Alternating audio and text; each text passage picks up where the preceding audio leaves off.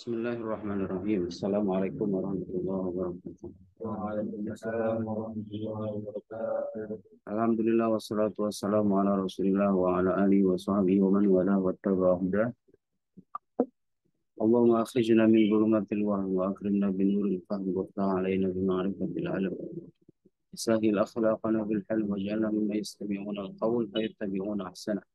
Subhanaka la ilma lana illa ma 'allamtana innaka antal alimul hakim wa la hawla wa la quwwata illa billahil aliyyil azim. Allahumma 'allimna ma yanfa'una wa zidna ilma wa ba'd. Terakhir kita membahas tentang sifat kalam ya. Ini salah satu pembahasan terpenting dalam perdebatan ilmu kalam dan karena itulah ilmu kalam dinamai ilmu kalam. Salah satu sebab di balik penamaan ilmu kalam itu antara lain karena di antara perdebatan yang menyita banyak perhatian serius dari para teolog adalah pembahasan tentang kalamullah. Ada juga yang mengatakan ilmu kalam itu dinamai kalam karena dulu generasi terdahulu itu kalau misalnya mengulas persoalan-persoalan kalam, mereka itu biasa memulai dengan al-kalam fi kada, al-kalam fi sifat, al-kalam fil qudra, al-kalam fil iroda. Dinamailah ilmu kalam. Ada juga yang mengatakan ilmu kalam dinamai ilmu kalam karena ilmu ini kalau dipahami kaidah-kaidahnya dengan baik bisa membentuk malakah, bisa membentuk kecakapan dalam berkalam, dalam berdebat, dalam bernalar, dalam berdialog, dan seterusnya. Tapi penjelasan yang paling umum kita jumpai, ilmu ini namanya ilmu kalam, selain ilmu tauhid ya. Karena salah satu perdebatan seriusnya yaitu seputar kalam Allah, seputar kalam Allah.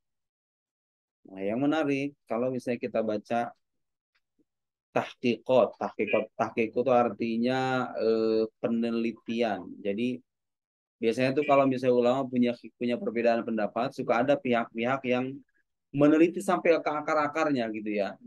Dilihat sebetulnya titik pertengkarannya itu ada di mana dan titik persamaannya ada di mana. Tugas muhakik itu seperti itu sebetulnya. Jadi kalau misalnya menjumpai istilah kata wadaba jama'at minal muhaqqiqin. Suka ada kan dalam buku-buku tauhid itu. Wahada madzhaba ilaihil muhaqqiqun. Al-muhaqqiq atau al-muhaqqiqun itu orang-orang yang punya ketelitian dalam pandangan, dalam mengurai pandangan.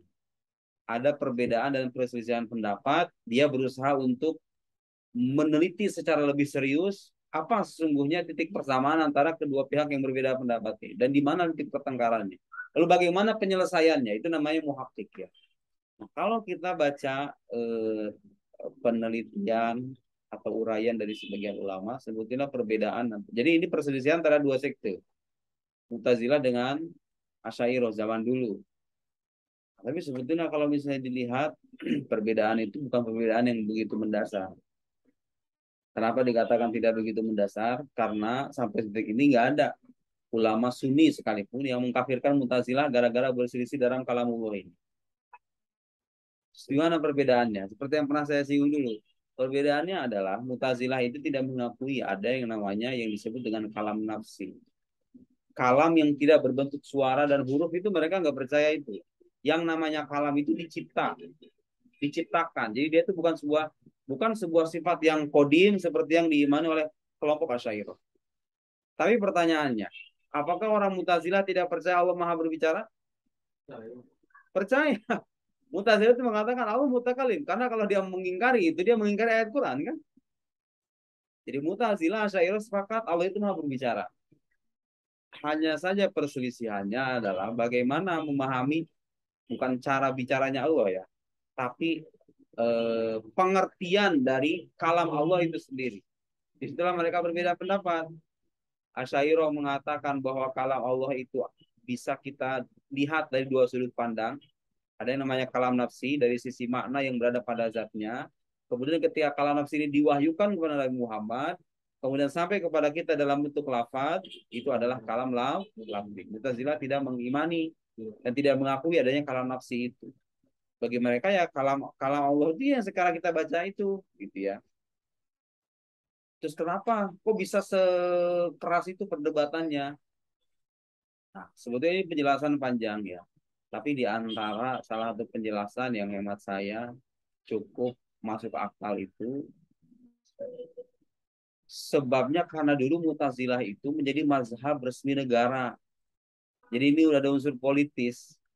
Jadi manakala lah itulah disitulah banyak orang mengatakan bahwa ya begitulah agama ketika nggak paham keagamaan tertentu ya, bukan agama sebagai agama itu sendiri. Ketika paham keagamaan tertentu itu diadopsi sebagai mazhab resmi negara, itu biasanya dia mengeksklusi atau bukan ya mengeksklusi itu apa ya? Me, apa namanya? Mengeksklusi itu mengeluarkan gitu ya pandangan lain yang berbeda. Dan ketika dijadikan sebuah mazhab resmi negara itu biasanya unsur-unsur politis itu nggak bisa diabaikan. Unsur politik, ada unsur politik di sana. Karena memang begitu kenyataannya. Kemudian ada juga penjelasan lain karena sebetulnya dulu itu. Jadi begini, pemahamannya begini. Kenapa mungkin kita bertanya, kenapa orang Mu'tazilah itu begitu keras menolak ada yang namanya kalam yang bersifat kodim itu? Tahu nggak kenapa alasannya? Karena kalau saat perhatikan, orang Kristen itu seperti yang kita singgung, mereka itu mengimani Yesus atau Nabi Isa itu sebagai apa? Sebagai jelmaan dari kalam Tuhan kan, dari firman Tuhan. Kodim atau hadis itu kalam Tuhan? Kodim, paham nggak? Kalau kita diberikan celah, jadi kalau misalnya kita mengimani ada namanya kalam yang bersifat kodim, seolah-olah kita memberikan celah kepada mereka untuk menjustifikasi pandangannya. Untuk mereka, jadi seolah-olah kira-kira begini.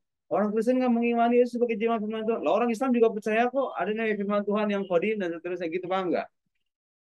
Jadi kalau Mu'tazilah itu punya proyek untuk mengkonter habis pikiran-pikiran yang menyerang dari luar gitu ya, akidah-akidah yang bertentangan dengan akidah Islam,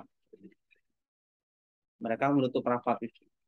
Dan itu juga yang bisa menjelaskan kepada kita kenapa Mu'tazilah punya prinsip-prinsip akidah yang eh, misalnya seperti prinsip adil, keadilan. Itu kan tujuannya supaya apa? Supaya menutup rapat pintu tuduhan dari orang-orang luar bahwa Allah Subhanahu wa taala sang penguasa jagat raya itu melakukan kezaliman. Dulu pernah kita bahas tentang masalah takdir ya. Masih ingat gak dulu? Jadi pandangan kita ini orang Asy'ariyah ini kalau tidak dijelaskan dengan baik itu bisa menimbulkan kesalahpahaman, ya kan? Kalau sekarang misalnya perbuatan kita diciptakan oleh Allah, puasa kita diciptakan oleh Allah, kemampuan kita maksudnya diciptakan oleh Allah. Penggerakan kita terhadap kemampuan kita sendiri Allah yang menggerakkan. Terus di mana taklif kan gitu kira-kira ya? Terus di mana orang-orang zaman sekarang kan suka bertanya kayak gitu. Bukan berarti kita nggak punya jawaban ya. Kita punya jawaban kan, sudah kita paparkan. Tapi kalau mutasi kan nggak begitu pandangannya. Enggak, manusia itu menciptakan perbuatannya sendiri. Supaya apa? Supaya kelak dia bertanggung jawab penuh atas perbuatannya. Dan dengan demikian tertutuplah pintu tuduhan dari orang luar yang bisa apa namanya mencederai kesucian ilahi gitu kira-kira ya. Allah itu maha adil. Enggak, manusia itu ketika berbuat dia yang bertanggung jawab karena dia menciptakan perbuatannya. Seolah-olah ingin menekankan keadilan. Jadi yang satu menekankan keadilan Tuhan, yang satu lagi Asy'ariyah menekankan kemahakuasaan dan kemahamutlakan kuasa Tuhan itu. Paham enggak? Ya, kalau ditelisik, sebetulnya Mu'tazilah dan Asy'ariyah itu berbeda ya berbeda. Tapi perbedaan itu nggak sampai mengkafirkan yang satu dengan yang lain, gitu ya. Nah itulah diantaranya pentingnya mempelajari ilmu kalam juga ya. Sekarang kita akan lanjutkan halaman di Maktabatul Bursi ini halaman 24 ya. Eh, sorry. 40 di halaman saya ini halaman 39. Wajib ya kita. Udah kita baca itu kan? Udah kita baca belum? Belum ya? Udah baru kita kasih pengantar ya? Udah dibaca belum? Coba baca Faizil. Itu wajib ya kita al kalam wa sifatun qadimatun wa laysat biharfin wala sautin wa hiya munazzahatun an taqaddumi wa ta'akhur wa yarab wal bina, ada enggak? Wajib ya kita. Iya. Yang itu kan.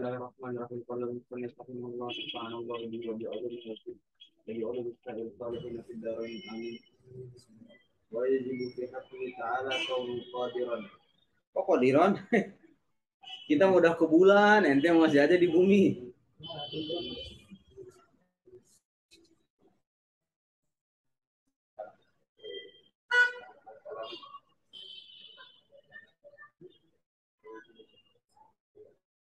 Ada nggak?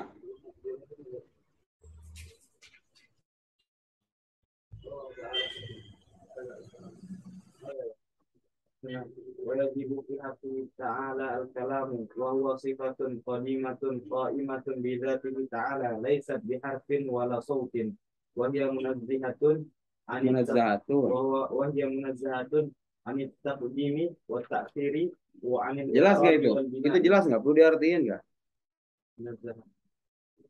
Munazah itu artinya terbebas, tersucikan.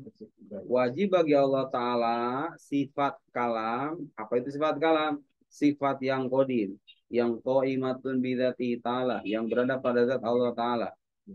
Maksudnya apa berada pada zat Allah Ta'ala? Dia ada dengan adanya zat ya, tidak terpisah dan tidak tersusun. Ingat, mengatakan adanya sifat dengan adanya zat itu tidak menisyakan ketersusunan. Sudah kita jelaskan dulu. Laisat biharfin bukan huruf, wala sautin bukan suara. Jadi jangan pernah bayangkan kita yang udah belajar akidah ini, kecuali orang-orang awam mungkin kan. Jangan pernah kita bayangkan bahwa cara Allah berbicara itu ketika mewahyukan Al-Quran. Sampai sekarang tuh nggak ada ulama bisa dibaca misalnya di kitabnya Imam Sya'rani itu dulu saya pernah baca bukunya itu Al-Yawaqit wal Jawahir. Kemudian enggak bukan Al-Yawaqit wal Jawahir, ada satu buku beliau itu judulnya itu lupa saya cover warna merah terus ada kata kasifahnya gitu lupa. Dalam kitab itu yang Syarif mengatakan bahwa sekarang kalau tidak ada ulama yang memastikan bagaimana cara Nabi Muhammad menerima wahyu dari Allah itu. Caranya seperti apa gitu ya, paham nggak? Atau ketika misalnya malaikat Jibril menerima wahyu dari Allah itu bagaimana? Karena itu termasuk sesuatu yang gaib. Yang tidak dijelaskan secara pasti juga. Kita cuma bisa menerka-nerka. Yang jelas, kita menafikan adanya kesamaan kalam Tuhan dengan kalam makhluk, termasuk dalam prosesnya. Paham nggak? Jadi kalau sekarang antum baru bisa paham dengan apa yang saya maksud, ketik antum baru paham ketik maksud saya, kalam nafsi saya. Antum baru paham setelah saya mengucapkan dengan lisan kan? Ya kan? Tersampaikanlah dengan lisan kan? Bagi kita yang sudah belajar akidah, Allah Subhanahu wa taala tidak bicara dengan cara seperti itu. Kenapa? Kenapa? Enggak, kenapa? Kenapa tidak bersuara? Kenapa tidak berhuruf? Kalau itu seolah-olah orang nggak bisa menyampaikan yang dia mau dengan enggak, alasannya bukan begitu. Kenapa? Karena sesuatu yang berupa Hah? sesuatu yang berupa saut itu yang kita bayangkan itu sesuatu yang keluar dari sesuatu. Itu bisa jadi salah satu jawaban ya. Allah la yattasil bi syai' wa la ini kaidah ya. Allah Subhanahu al wajibul wujud la yattasil bi syai' wa la yanfasil anhu syai'. Kaidahnya para teolog. Zat yang wajibul wujud itu Allah Subhanahu wa taala itu tidak menyatu dengan sesuatu, tidak juga terpisah darinya sesuatu. Paham enggak? Tidak menyatu dengan sesuatu, dengan demikian menafikan adanya makhlul. Itu konsep hulul kan? Allah bertempat pada sesuatu gitu. Nggak ada itu. Islam tidak mengenal akidah semacam itu. Juga tidak terpisah darinya sesuatu. Jadi jangan bayangkan ada sesuatu yang terpisah dari dirinya itu sampai kepada kita. Enggak. Dan itu terangkum dalam suratul Ikhlas yang menyebutkan bahwa Allah itu qul huwallahu ahad. Allahus samad lam yalid. Itu hampir semua bahasan uluhiyat itu ada di situ semua. Kalau misalnya udah rinci ya, itu ada tuh Imam Farid Ar-Razi di kitab Asas Taqdis itu diantaranya menjelaskan itu apa rahasia dari ayat surat Al-Ikhlas itu dan bagaimana beliau menjelaskan bahwa ayat itu menangkal atau mengcounter atau mengkritik hampir semua pemahaman yang sesat tentang ketuhanan dari orang-orang luar. Allahu ahad, Allah itu laisa bijauhar wala arad, karena ahad la yatajazza, ya kan? Allahu wahidun ahad dan seterusnya. Silakan dibaca itu ya. Nah, di antara jawaban lainnya, kenapa Allah itu tidak berbicara dengan huruf dan suara? Karena huruf dan suara itu menisyakan adanya kebaruan. Paham nggak? Sekarang kalau misalnya saya bilang begini, saya bilang, tuh perhatikan, huruf S, A, Y. A itu terucapkan setelah huruf S, ya kan? Tadinya nggak ada, kemudian ada SA, saya. Tadinya nggak ada, kemudian ada. Meniscayakan adanya kebaruan. Suara juga begitu. Karena Allah itu adalah zat yang qadim tidak mungkin berada pada dirinya sesuatu yang baru. Masuk akal kan? Dan jangan bertanya bagaimana Allah berbicara, ya kan? Itu memang itu di luar hatta di ijtihad para ulama. Itu bukan ranah ijtihad juga sebetulnya. Karena nggak ada penjelasan detailnya di Al-Qur'an. Cukup kita nafikan segala sesuatu yang mengkonsekuensikan atau meniscayakan adanya kekurangan, kebaruan pada diri Tuhan, maka itu ternafikan. Dan nauzubillah sakamit li syai, gitu ya kaidahnya kan, gitu. Jadi kalau makhluk bicara dengan huruf, Tuhan tidak bicara dengan huruf. Makhluk bicara dengan bahasa, Tuhan tidak bicara dengan bahasa. Paham? Oke. Wahya munazzatun taqaddum wa ta'akhur. Dia terbebas dari apa? Mendahuluan dan keberakhiran. Jadi nggak ada yang lebih dulu diucapkan, kemudian enggak. Wanil i'rab wal bina. Juga dari i'rab dan bina. I'rab dan bina bahasa ilmu nahwu. Keadaan suatu kalimat yang apa namanya? Perubahan akhir kalimat itu namanya i'rab. Bina itu ketetapan akhir sebuah kalimat dalam bentuk tertentu. Kalam Allah tidak demikian. Artinya apa? Kalam Allah tidak berupa bahasa.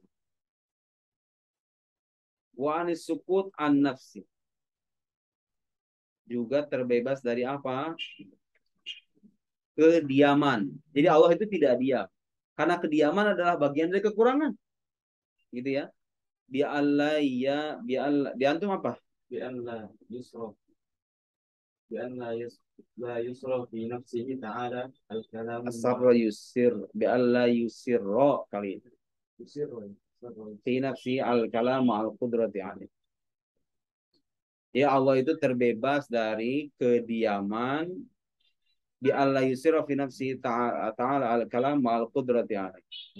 Tapi ada nih di sini saya itu ada bi'alla yudiro, bi'alla yudabbiro, bi'alla yudabbiro.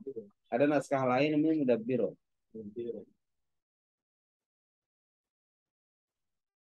Jadi Allah itu tidak mungkin diam.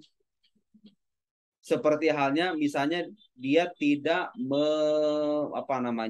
mengucapkan kalam tertentu padahal dia mampu untuk mengucapkan itu.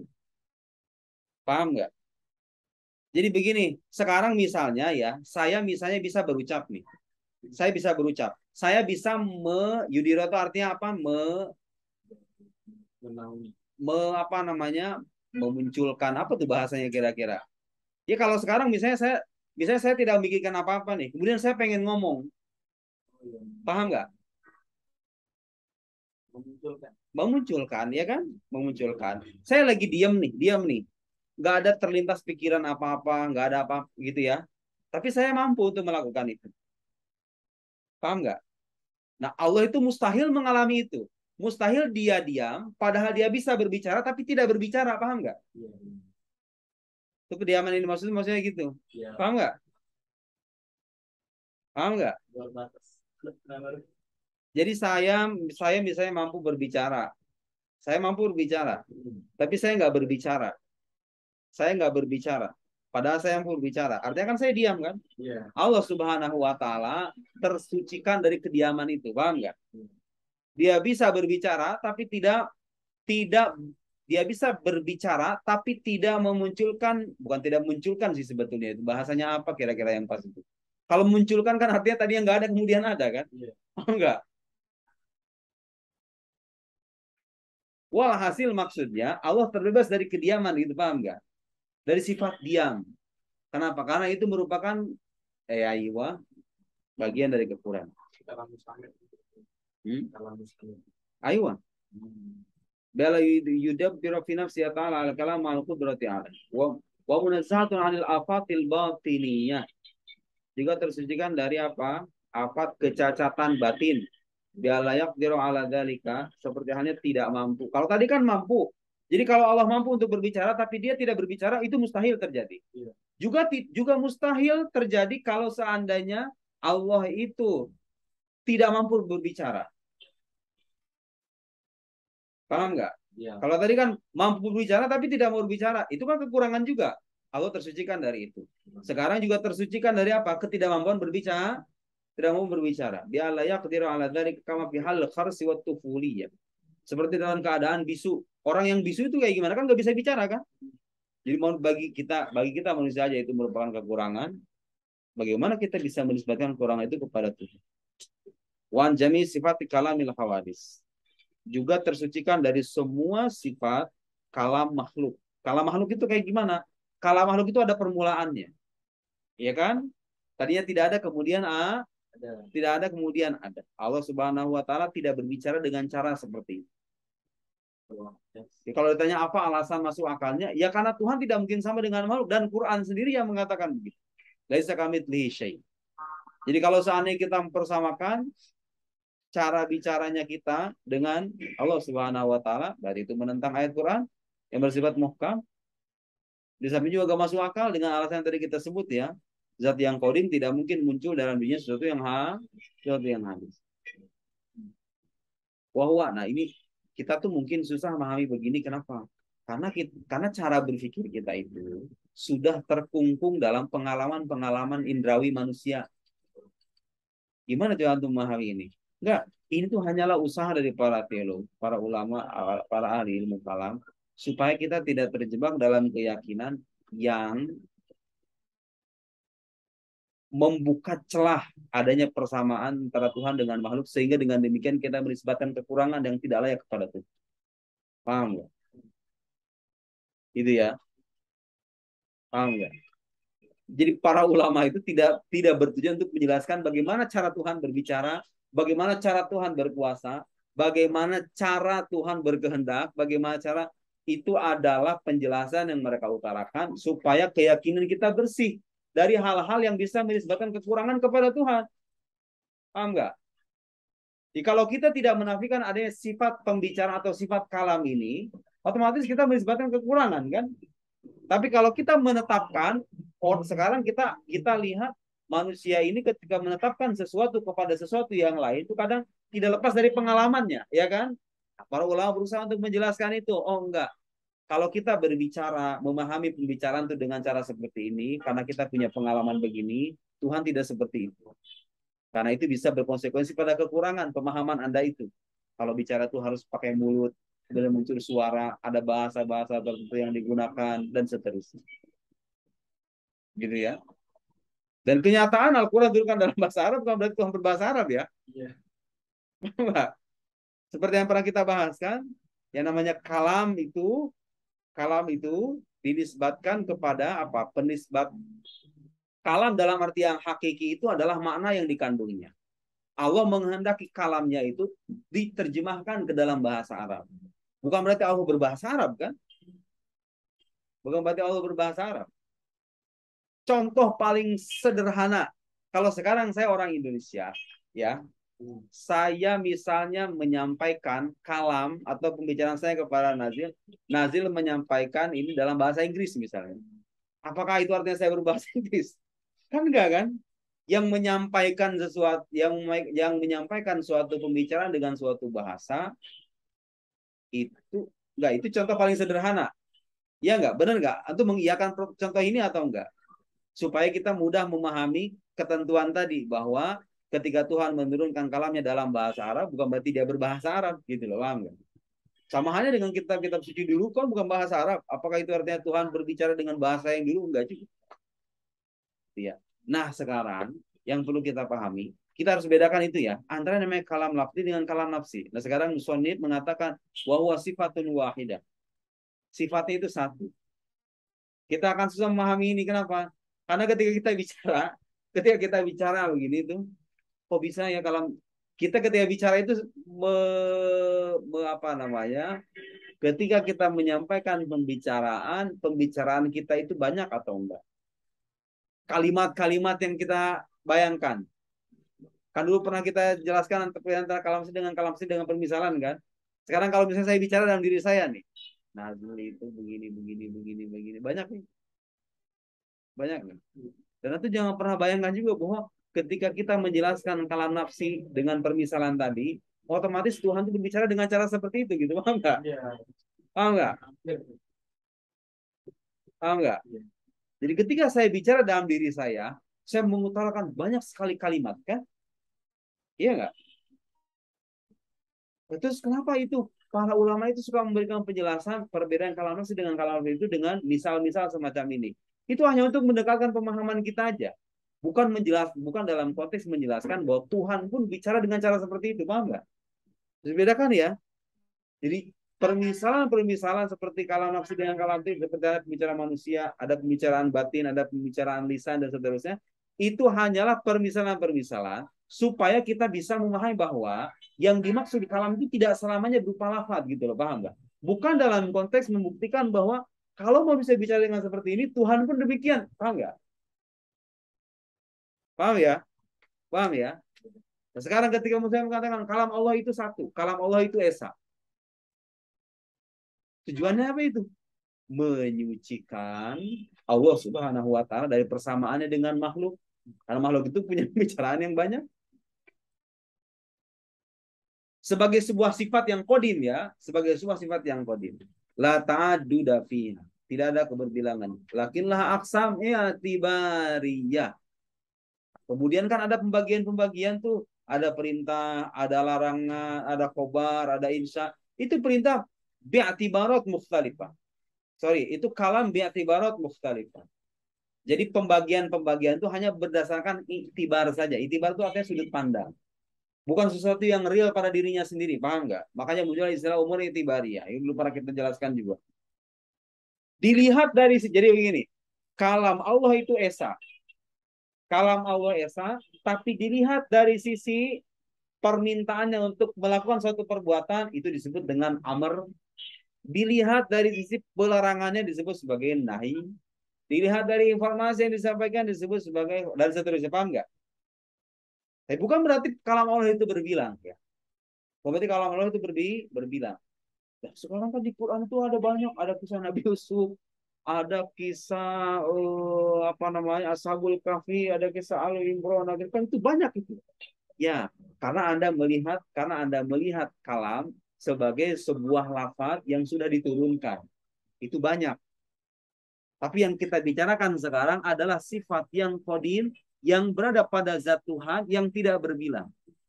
Yang berbilang itu adalah kalam yang sudah diterjemahkan ke dalam lafaz dan diturunkan kepada Nabi Muhammad Shallallahu Alaihi Wasallam. Dan semua ulama sepakat itu adalah kalam yang hadis.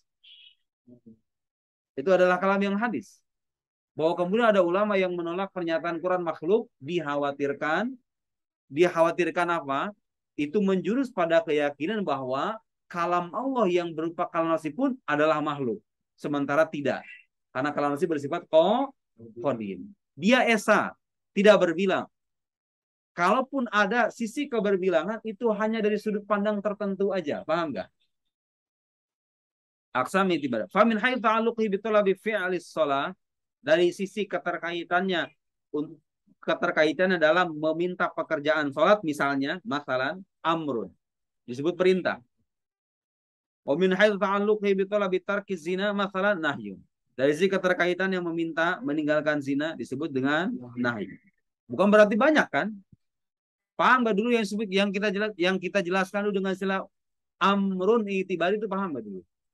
Dulu kan pernah saya jelaskan tuh, lumayan tuh agak panjang. Sesuatu yang hanya muncul dari sudut pandang kita aja. Dia bukan sesuatu yang real pada dirinya sendiri. Saya dulu pernah berikan permisalan tentang arah.